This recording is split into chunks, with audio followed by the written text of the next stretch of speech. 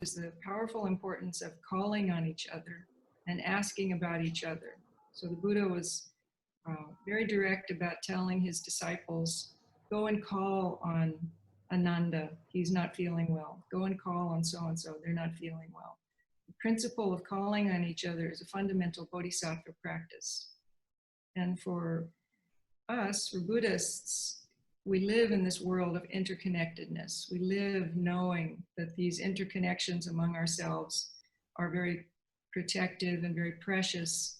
And so for us, of course, we call on each other and ask after each other. And for me, one of the interesting things about the pandemic is that many people are saying, oh, I realize that we're all interconnected. The whole world is interconnected. And it's nice to see people realizing it, because that's what our Buddhist practice is based on, this deep knowing about our interconnectedness. So as Reverend Yokoyama said, I'm from Houston Zen Center, and our Houston Zen Center is connected to, I've been here now for many years, but I came from San Francisco Zen Center to live here and to be the teacher here at the Houston Zen Center. And I came from San Francisco Zen Center, which was started by Shunryu Suzuki Roshi, who came from Sokoji in San Francisco. So I am in this old lineage of people who bravely came to the United States to teach Buddhism. And many Japanese Americans were taught, but also people who weren't from Japan, people who just wandered in to hear this wonderful teaching. So I'm in that lineage, I'm in the family. Actually, we're all in the same family. And I always appreciate the courageous kindness of Shunryu Suzuki and everybody who came before. When I think about my family, my family, also I should say that Shunryu Suzuki's family has come to Houston also. So we visit when we're in Japan, and they've also come here. Part of my teaching responsibility in Houston, as Reverend Yokoyama and I were talking about before, is to learn more about how to be of service. So I learned from my group how to be of service, what they need, and I'm forever open to learning what needs to be done. It's one of the things I've been doing, I think this might interest you, I've decided to learn more about mind-body medicine, because there's much to learn now about how to take care of our minds and bodies, their interconnection, especially in this situation of stress that we find ourselves in, but how to learn to care for each other and ourselves under the amazing stress that we're under. So stress, this physical stress of worry and illness, is bad for our health. It's difficult for our minds. It's difficult for our social network. And what I've been learning, I'm actually in this program at one of the medical centers here in mind-body medicine to studying for a master's degree.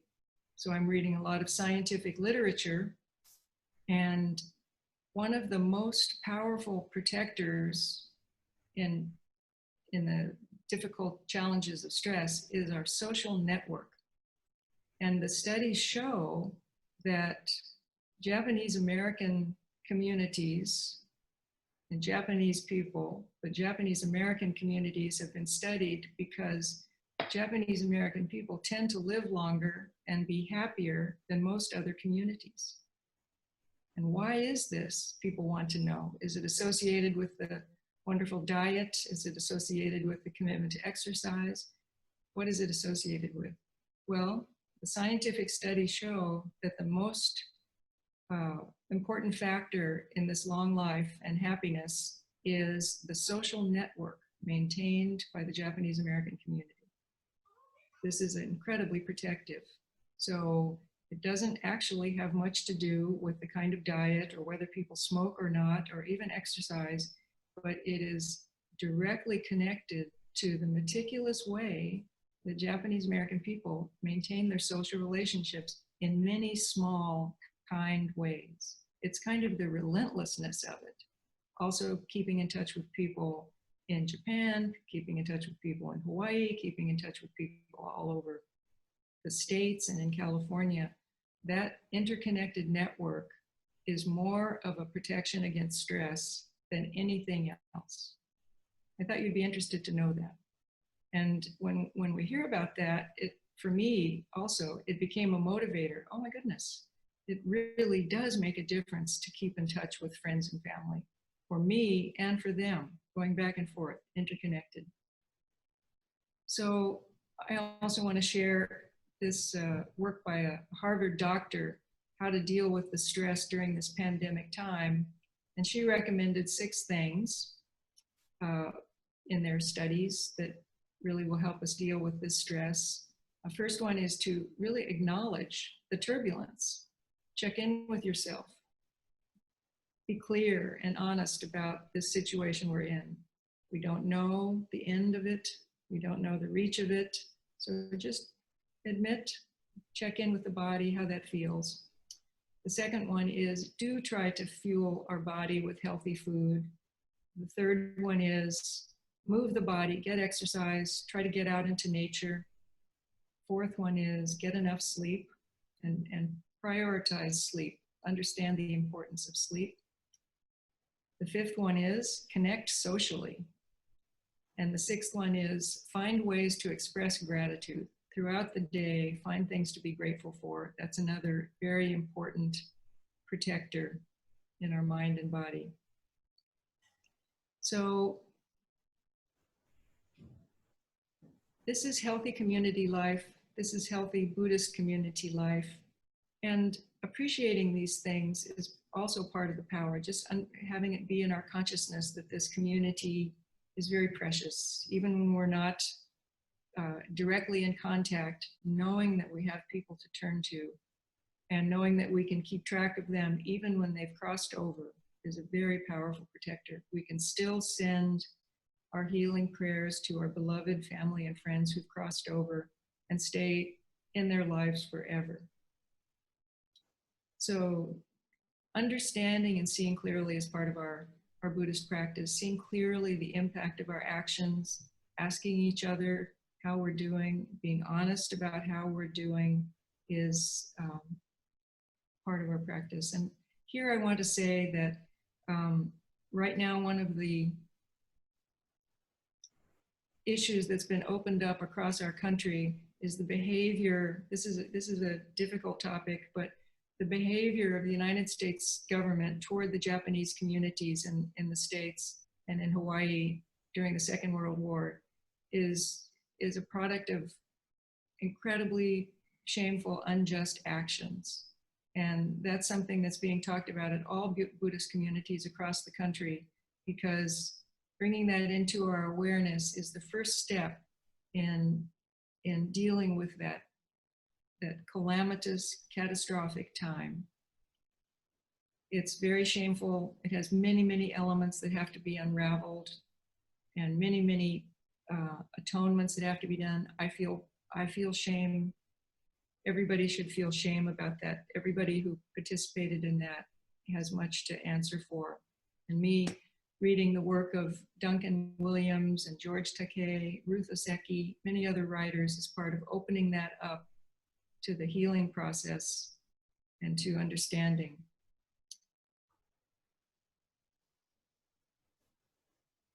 One thing that's to be appreciated as we learn more about it, when Duncan Williams writes about it or when George Takei writes about it, the strength of the community that even was maintained in those internment camps is really impressive and contributed to the thankfully to the survival of those who did survive that. So community protected everyone even then. Now I'd like to tell a story. Do I have time to tell a little story, Gyoki-san? Yes, it's only, 16 minutes, right? Please go ahead. Yes, thank you. I would like to tell a story because this feeling of belonging and the feeling of worthiness that the Buddha is always trying to send down toward us, reach us with this feeling, radiating out from the Buddha is sometimes very hard for people to accept. And this is one of the mysteries of Buddhist teaching. Why is it hard to accept this love coming from the Buddha? And one of the things that gets in the way is a feeling of unworthiness, that I am not worthy of that kind of acceptance. I can't be accepted totally for who I am. I'm not worthy. And in our Buddhist practice, there are 5 hindrances. There's the hindrance of greed. There's the hindrance of anger. There's the hindrance of sloth and torpor or laziness. There's a hindrance of worry. And then there's the hindrance of doubt. And in our fundamental Buddhist teachings, doubt is considered to be the most harmful one. Doubt about our own ability to practice, doubt about the teachings, or doubt about our worthiness of being able to follow the teachings. This is one of the most corrosive problems in our way. And the Lotus Sutra, Dogen Zenji really loved the Lotus Sutra and referred to it. 95% of the quotes in Dogen Zenji's writings are from the Lotus Sutra. And he says, even at the end of the Fukan Zazengi, your treasure store will open of itself. Your treasure will open and you will use it at will. And this is a reference to Lotus Sutra. So in the Lotus Sutra, there's a famous story that I want to tell again. It's such a beautiful story, one of my favorite story. In the Lotus Sutra, a prince living with his parents in luxury, like the Buddha did actually. We say the Buddha, Shakyamuni Buddha, was raised as a prince in comfort. And in this story, the prince decides to wander from home and go off, explore the world. But during that wandering, the prince forgot his original home, forgot where he came from. However, the king and the queen, the parents, never forgot their son. They never forgot their son, and they never forgot their daughter. So they always thought of their child. And this is like the Buddha, who, even if we forget the Buddha, we forget our practices, Buddha never forgets us. So the king and the queen never forgot their child. One day, years and years and years have passed, and they're riding in their carriage through the town, and they look over and they see a group of people, kind of rough people, maybe homeless people, but they recognize their child. And the king sees his son and immediately recognizes him, but he knows that if he goes toward his son dressed as he is in finery like a king, his son will be terrified. So he goes back to the palace and puts on rough clothes, even rubs some dirt on himself, and then goes back to see the group of people. And he sees his son, and he goes up to the group and talks in a rough manner and offers the group work because he wants to stay close to his son. So he offers them work and convinces them that they should come over close to the compound and do work.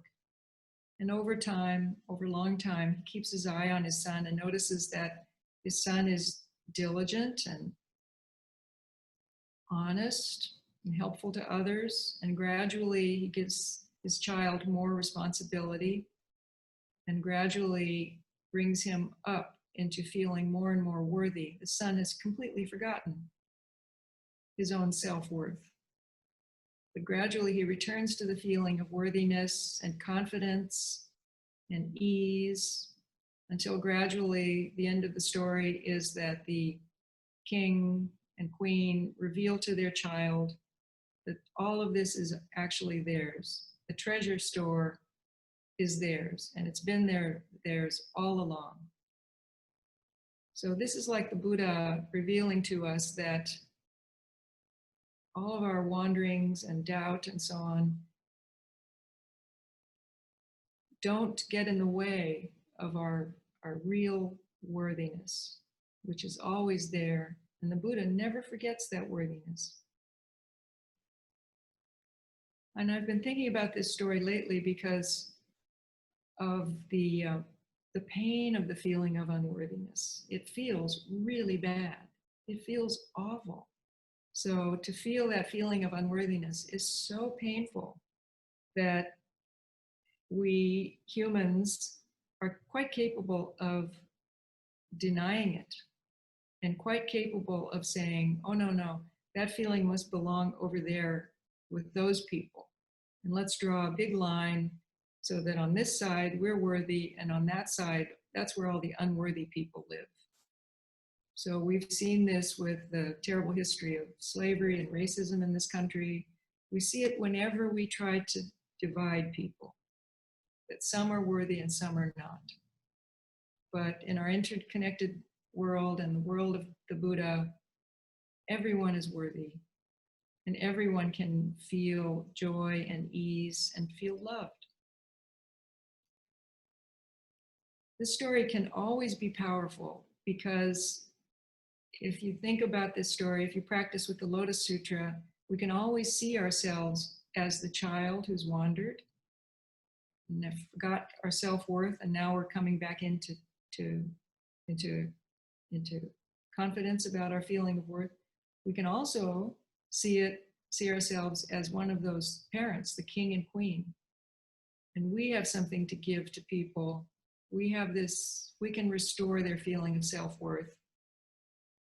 And are we brave enough? I wonder about myself. Am I brave enough to put off all my finery and just be what those people need me to be? Caring and loving in a way that they can recognize as caring and loving. So this becomes a working place for us, a koan. How can we be helpful to people? And can we be like the Buddha, who appears in every disguise? The Buddha could be that panhandler in the street, giving us an opportunity to be generous. Or the Buddha could be the person working in the grocery store who's nice to us. The Buddha appears in every possible form, reaching out to bless us. So for me, these are working stories. All the stories that I've heard from all my own teachers and all the stories that I read are material for us to use to figure out ways to keep helping each other, keep waking each other up, and keep reassuring each other of our true treasure. We're all the treasure of the Buddha. So I want to again thank you, Kyoke-san, Yokoyama-san, Mochi, for inviting me and including me as we explore how to take care of each other, how to take care of ourselves in this time, and how to maintain all of our interconnections. This is what's really going to support us through this time. Thank you very much, Konjin-san. It was such a pleasure to have you. Thank you. Yeah, thank you for sharing your your practice with us. I forgot to mention this before I handed over the camera, the attention to Konjin-san. But she works with me for the Soto Zen organization, and she's and with all the experience, she's been one of my great mentors. So I will always appreciate your words of wisdom. Thank you always for guiding us. I would like to open this, we call this floor, for those who are attending. And so far I've experienced a couple of times, like in New York, we accept a text message, but not everybody know how to do that. So I think I'll just go in a classroom style. If anybody have a question, please raise your hand. And that means, I guess, for those whose cameras are off, I'll be asking you to turn it on. But if anybody has some comments or questions, please feel free to raise your hand. I think I am looking at everyone here. Nope. Oh, okay, Linda, I noticed. Nothing. I just wanted to say thank you very much. It was really wonderful. Thank you. Thank you, Linda. It's great to see you. Thank you very much. Thank you. Anybody else? I have a question. Oh, Atsuko-san, yes. Yeah. You said you had mentioned that you had done a study, or you studied about the Japanese communities and how, interconnectedness helped to relieve stress. Can you give us the source of that?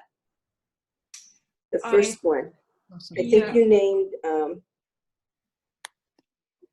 I'll have to, can I send it to you? I'll send it to Gyoki-san. Yes, because it's a textbook, and I can definitely, there are real studies that have been done. Yeah. Mm-hmm.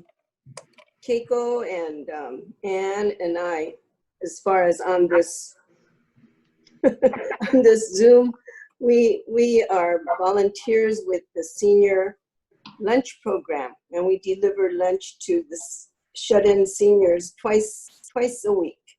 Wonderful. And the main purpose for starting that was to, there's isolation and so forth, and to eliminate that, we started a lunch program meeting at the cultural center 3 times a month. And then after this pandemic, we had to get back into our homes, and so we started home delivery. But the main purpose of our getting together for lunch 3 times a month was solely to eliminate that isolation in the home. And so I'm interested in the source of that, your Good. Text. I will send Yes. it later today. Yeah. Thank you. Yes, that was very nice. This is Keiko, and that was very nice. It was very interesting, and as Atsuko pointed out, that the sole purpose of our delivering lunch is not only to make sure that they have good food to eat, and many of them don't get Japanese type meals, so that this way they can get a little bit. And also with the social isolation, that each of us have a list of people that we call weekly, and we call them and talk to them and just try to connect in a sense of how are they doing, are there any problems.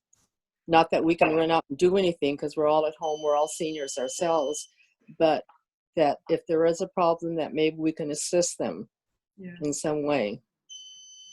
So yes, we would love to have the source. I will, and I will say that the ability to withstand the harmful effects of stress directly correlates with the number of social contacts that people have. So all people who have 4 or 5 even contacts receive some protection. But the remarkable thing was that the Japanese American community really was the star. They were just like head and shoulders above other people. And for me, that was kind of surprising. The number of people who live in isolation with no contact and endure stress all by themselves directly correlates with these short lives, shorter lifespans. And, in general, across the American continent, everybody except the Japanese American community, lifespan is dropping. So, quite interesting. And isolation and loneliness is a huge factor. So let's all do what we can. Keep reaching out to our friends and family, and don't be afraid to reach out to other people. It's very important. I mean, I know you guys were proactive, so thank you so much for doing that. Keiko-san, thank you.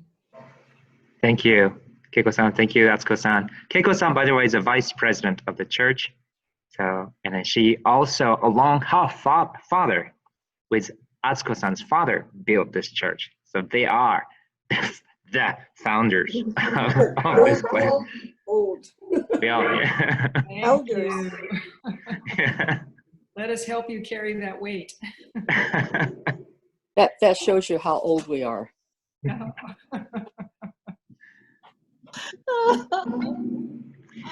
Okay, well, thank you. I have a question, Taiga-san, Konjin-san. It's half an hour. And for those who will be attending the service, it's an hour and a half. Mhm. So I wonder if I mind if I sort of not like conclude it, but just sort of see if the service part is over. But how much time, if any of us would like to just stay a little longer and exchange conversation, do you have? Oh, I have time, but also I want to say that there's a chat in there's a question, can you talk more about feeling unworthy of Buddha's compassion or doubt of our own Buddha nature, especially when others may tell us we are unworthy? Okay. Yeah, that's the meaning of that teaching. And I just want to say that if you read the Lotus Sutra again, and everybody should read the Lotus Sutra once a year, you might notice if you look at it with this lens, many of the stories are about the corrosive nature of feeling unworthy. So I think that, and some of the stories are about, there's one story about this bodhisattva, and he would tell people that, you know, you are going to attain the Buddha way, and people would throw rocks at him to drive him away because they didn't want to hear that they were so worthy. Isn't that interesting? Because I think they thought that they would have to change their behavior, but this is like inherent worthiness. So looking at the Buddha's teachings through that lens, you'll see, for instance, the Buddha in all the sutras rarely talks about anger, because anger in this kind of American culture is a big problem, but what it sits on top of is a feeling of unworthiness, and that's the root problem. So we get distracted, we humans get distracted by people's anger, but if you think about it, and of course we have to deal and learn how to deal with anger, but what they're feeling is unworthy, or somehow we've tread on those tender feelings of unworthiness, thinking that they might be unworthy, and they flare up in anger. So all of us can benefit by studying that feeling. And then our social engagement and our network and our interdependence is a direct contradiction of that. It's like, you know, Keiko and Atsuko-san, you're reaching out to people, which is the most important way to show people that they're worthy, giving them your time. Giving each other time is a direct proof that they're worthy. And when people tell you that you're not unworthy, that you are unworthy, that's another one. Well, listen to the Buddha more than you listen to other people. The Buddha really counts. If you can't hear the Buddha, go ask Yokoyama-san, sensei. And I'll come to ask you, Konjin-san. Yeah, we'll talk, we'll reach out. Yes. Is there any more text questions through the chat or anybody? See? Okay. Anybody else would like to ask questions here? Or comment. Comments, yeah. Do you miss seeing each other at church? In person? Yes, yes. Yeah, that's really hard. For me, one of the hard things about Zoom, there are several hard things about Zoom, but one of the hard things about Zoom is that when the meeting ends, it's like, boom. There's no soft spot. There's no bumping into a few people and little groups of chat. It's like, that's really hard for me. So that's why I'm not letting you go, because as soon as I let you go, I'm back here. That's true. Yeah. Yeah. So that's part of this clear observation of our stress. It's that even these meetings, they just show us what we're missing. So what I have an assignment for you after. Oh, I see Joanne has a question, but before I forget, I have an assignment for everybody. Oh, I see. Oh, Dokan-san is here. And Zen Shuji. Here's my assignment.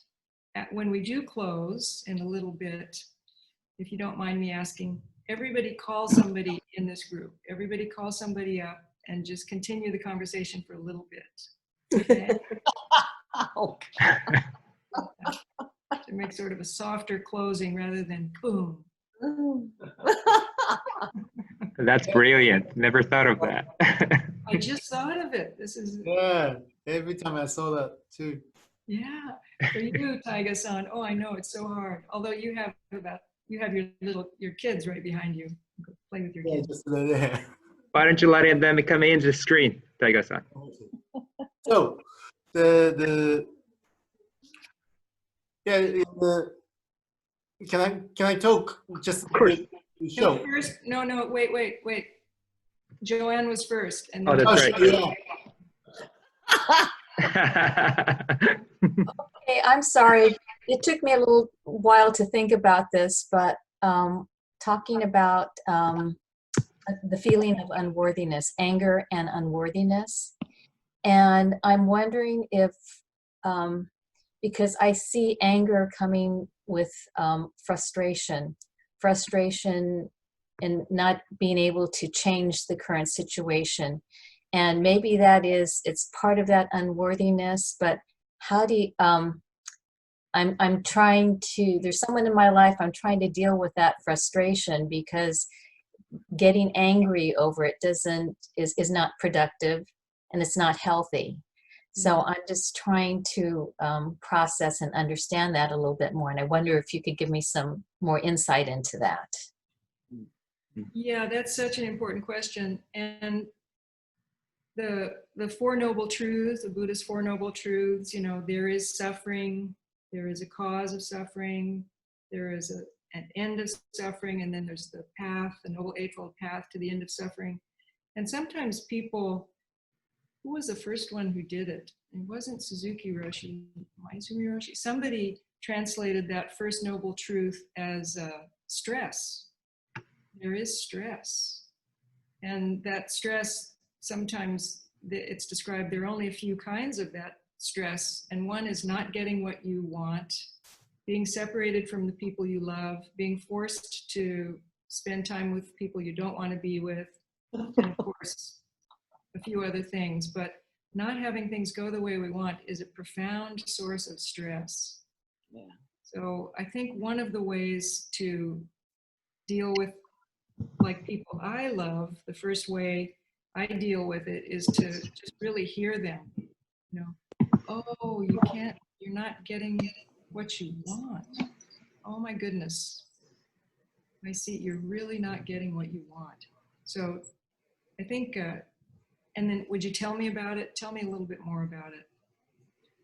And then when people feel heard, things can go a different way.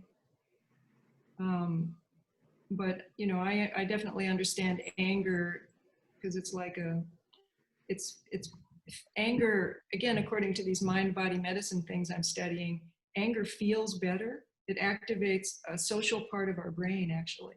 It activates the part of our brain that goes toward people. And unworthiness activates a part of our brain that wants to withdraw. It's so unpleasant. So in a way, our friends who get angry are trying to go toward people, but very, very unskillfully. So I can't tell you how to work with your friend because I don't know the friend. We'd have to look at it very carefully. But I would say you could start by just really asking them to talk about it a little bit more and see what happens. And then when people get mad at me, what do I do when people get mad at me? I say, wow, I can see you're angry. Usually that surprises them. Does that help, Joanne? I think it helps to open a dialogue at least, instead of just, you know, pulling back. Yeah. So thank you.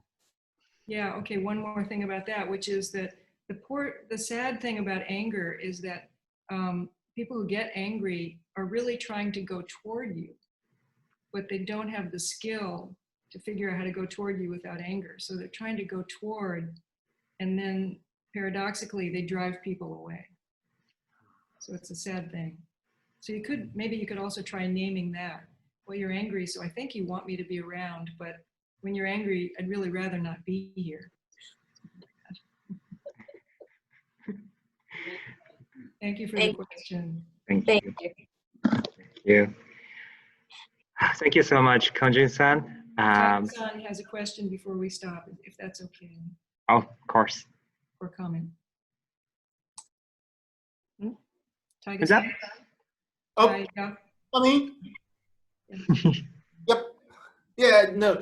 I just want to say that the in 2022, the Soto Zen have 100th anniversary, and until then, not until then, but the Soto Zen, we want the Gyokei, Reverend Gyokei Yokoyama's help.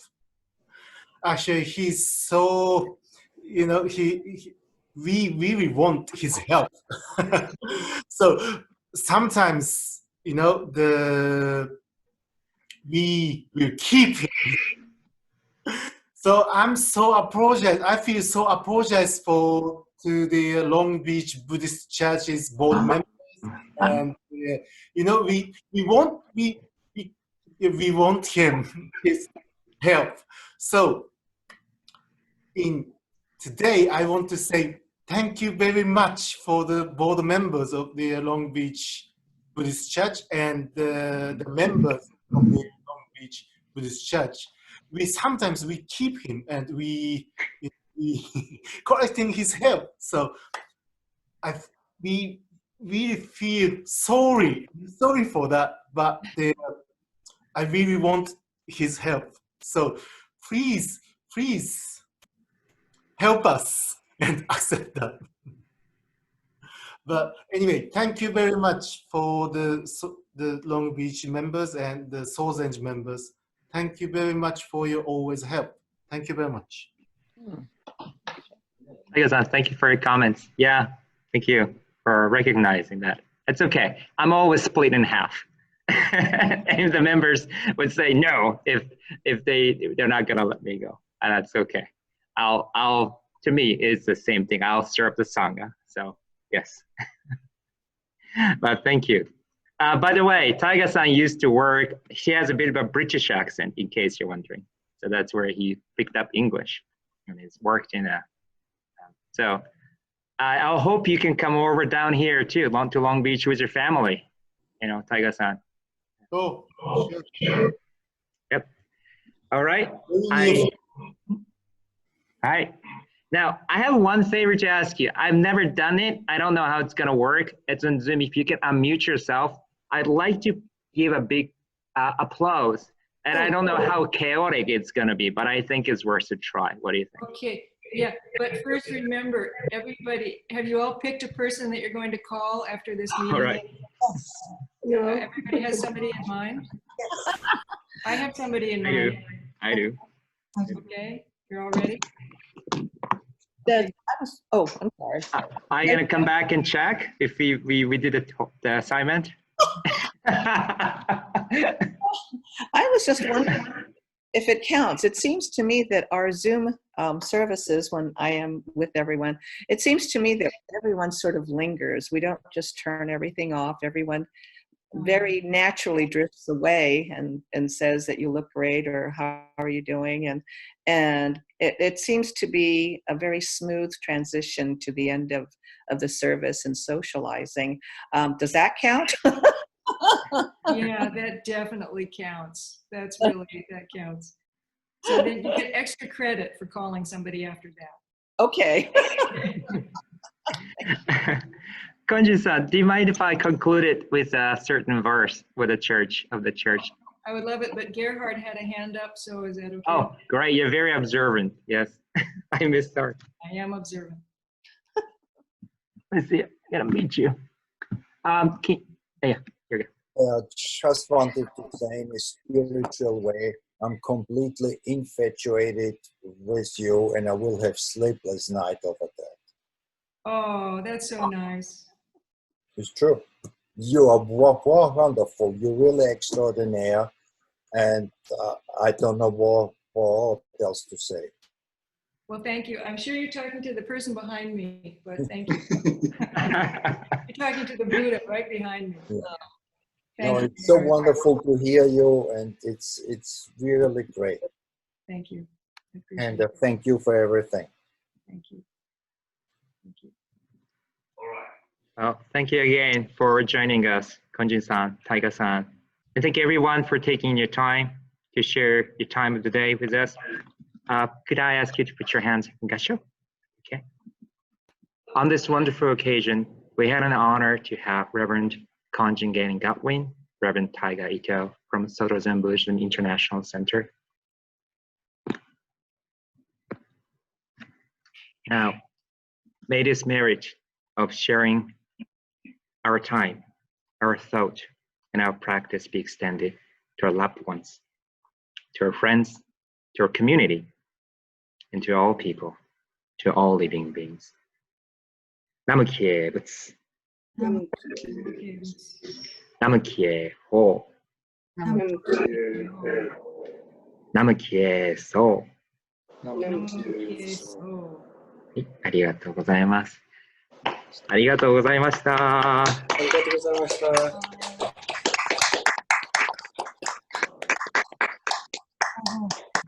はい、Okay, Minna-san, bye-bye. Hi, please take care. Thank you. Bye bye. Thank you. Bye-bye. Thank you.